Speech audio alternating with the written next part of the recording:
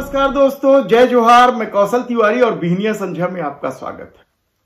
छत्तीसगढ़ में बैठी double engine की सरकार किस तरीके से उद्योगपतियों को पलक पावड़े बिछाती है, वह हैरान कर देने वाली है। और इस खेल में वह यह भी नहीं देखती कि आम लोगों का जीवन किस तरीके से खतरे में पड़ गया है, पर्यावरण का कितना बुरा हाल है और खेती किसानी तक लोगों के बर्बाद हो रहे हैं। और स्कूली बच्चों के सामने स्कूल जाना या स्कूल में बैठकर पढ़ना मुश्किल होता जा रहा है। यह मामला वेलकम डिस्टिलरी का है, लेकिन उससे पहले हम आपको याद दिला दें कि किस तरीके से बेरला ब्लॉक में स्पेशल ब्लास्ट फैक्ट्री में जब विस्फोट हुआ था तो सरकार किस तरीके से खेल खेल रही थी।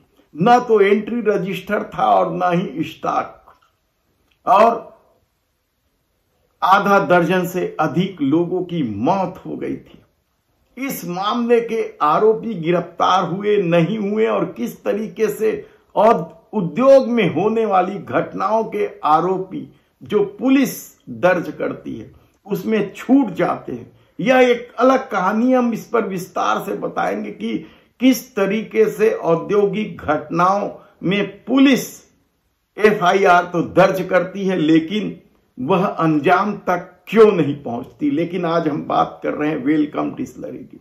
यह शुरू से ही विवाद में रहा है, लगातार इसे पर्यावरण स्वीकृति मिल जाती है। यह क्षेत्र आदिवासी बाहुल्य क्षेत्र है और उसके बाद भी यदि पेशा कानून का उल्लंघन होता है, ग्राम सभाओं के बगैर जानकारी के सब कुछ वेलकम के लिए वेलकम कर दिया जाता है, तो फिर इसे क्या कहा जाए। दरअसल यह मामला विधानसभा में भी अब गूंजा। विधानसभा में जिस तरीके से आरोप लगाए गए वह कम चौंकाने वाला नहीं है। अटल श्रीवास्तव जी। माननीय अध्यक्ष महोदय, वेलकम डिस्टिलरी छिरका बांधा कोटा, इसमें लगातार शिकायतें प्राप्त हो रही हैं। क्या वित्त मंत्री महोदय बताने की कृपा करेंगे कि वेलकम डिस्टिलरी छिरका बांधा कोटा को पर्यावरण अनुमति कब मिली, अनुमति की शर्तें क्या क्या थी, वेलकम डिस्टिलरी छिरका बांधा के विरुद्ध विगत 2 वर्षों में कब और कितने क्या कार्रवाई की गई और उक्त शिकायत के विरुद्ध पर्यावरण विभाग द्वारा कब कब जांच की गई। माननीय अध्यक्ष महोदय, एक तो उसमें जितने भी ग्राम आते हैं वो पेशा कानून के अंतर्गत आदिवासी बाहुल्य इलाका है। वहाँ शासकीय मिडिल स्कूल के प्रधान पाठक द्वारा 11/9/2023 को एसडीएम कोटा को और कलेक्टर को शिकायत की गई और मुख्यमंत्री जी को भी पत्र लिखा गया। ग्राम पंचायत द्वारा 6/10/2023 को एसडीएम को ज्ञापन देकर वेलकम डिस्टिलरी से होने वाले प्रदूषण और जहरीली गैस के कारण विधानसभा चुनाव के बहिष्कार की भी चेतावनी दी गई, पर आज तक उस पर कोई कार्रवाई नहीं की गई है।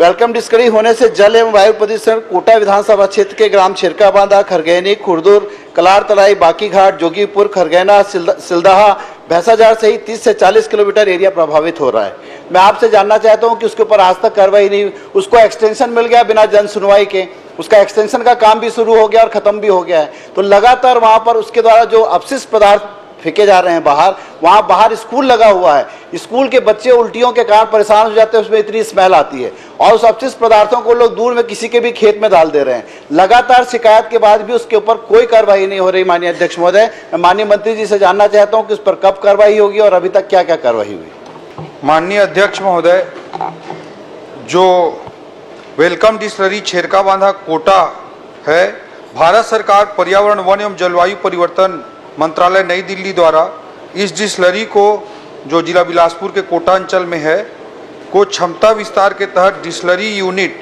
10 किलोलीटर प्रतिदिन से 60 किलोलीटर प्रतिदिन करने हेतु जो ईसी है, इन्वायरमेंट क्लियरेंस है, उसे 10 मार्च 2004 को पर्यावरणीय स्वीकृति दी गई थी। 10 मार्च 2004 को उक्त पर्यावरणीय स्वीकृति में चिमनी से उत्सर्जन एवं उपचारित दूषित की गुणवत्ता निर्धारित मानक के अनुरूप रखने, स्पेंट वाश का बायोमेथेनेशन, डाइजेस्टर, एक्टिवेट, स्लज प्रोसेस एवं कंपोस्टिंग के माध्यम से उपचारित कर उपयोग किए जाने एवं जल एवं मृदा गुणवत्ता का परिमापन जैसी शर्तें उसमें निर्धारित की गई थी।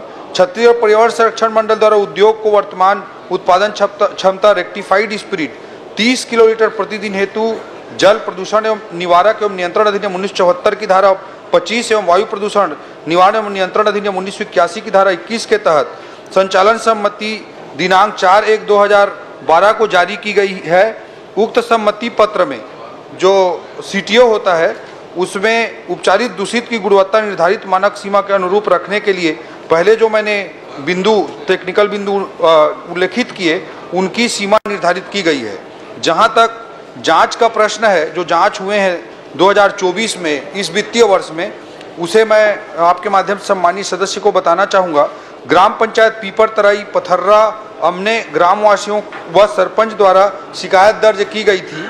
यह शिकायत जो प्राप्त हुई थी वो 11 जून 2024 को प्राप्त हुई थी। उस पर निरीक्षण 12 जून, 14 जून एवं 24 जून को किया गया और इसमें जो वायलेशन पाए गए थे उसके आधार पर उद्योग को 3,90,000 रुपये का पेनाल्टी भी किया गया है। इसके अलावा दोबारा जो शिकायत हुई है रोमहर्षण जी और छवि राम जी, इनके द्वारा 5 अगस्त 2024 को इसमें 9 लाख रुपए की पेनाल्टी अधिरोपित की गई है। और तीसरी बार भी शिकायत हुई है, उसमें पुनः 9 लाख रुपए की 12/9/2024 को 12 सितंबर 2024 को 9 लाख रुपए की पुनः पेनाल्टी अधिरोपित की गई है। माननीय अध्यक्ष महोदय, माननीय मंत्री जी, केवल पेनाल्टी कर देने से क्या समस्या का समाधान हो गया?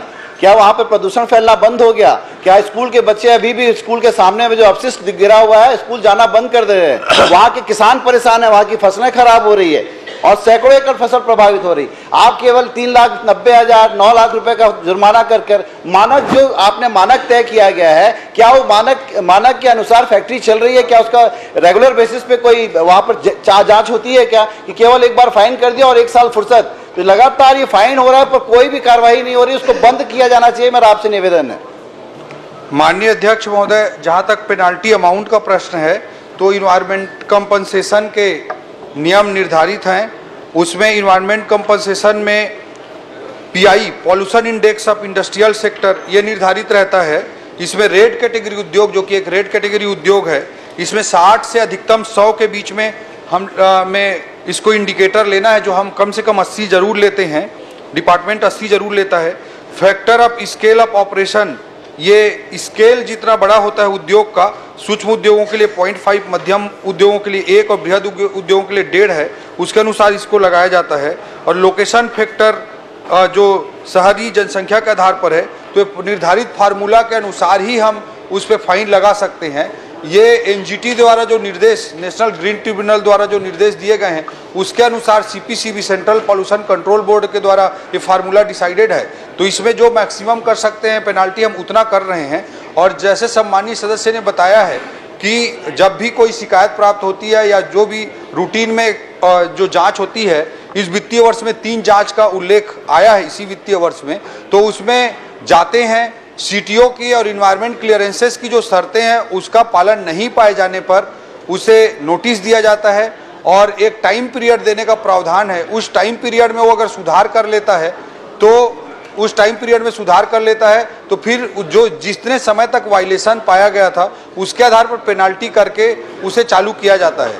तो ये प्रक्रिया है अध्यक्ष महोदय, और इसी और सीटीओ के कंडीशंस को पालन नहीं होने पर नोटिस दी जाती है। मैं माननीय मंत्री जी से केवल ये जानना चाहता हूं कि लगातार वो आपके नियमों का उल्लंघन कर रहा है, लगातार वहाँ पॉल्यूशन फैल रहा है, लमेर नाला के माध्यम से अरपा में प्रदूषित जल फेंक रहा है और लगातार आप केवल 3,90,000 9 लाख रुपए फाइन करके उसको चलने दे रहे हैं।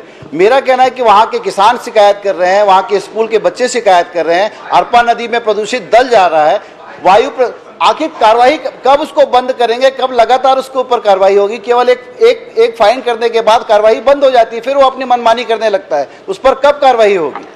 अध्यक्ष महोदय, जब इंस्पेक्शन किया जाता है और जो वायलेशन पाए जाते हैं उन वायलेशनों के आधार पर नोटिस दिया जाता है और जो पुनः दूसरा डेट इंस्पेक्शन का निर्धारित किया जाता है, उस इंस्पेक्शन डेट पे वो वायलेशन इम्प्रूव हो चुके रहते हैं, तभी उसे चालू किया जा सकता है। तो जब भी इस तरह की शिकायत आई है तो वहाँ पे डिपार्टमेंट ने जांच की है, दूसरे निरीक्षण तक वो ठीक पाया गया है तभी उसको चालू किया गया है।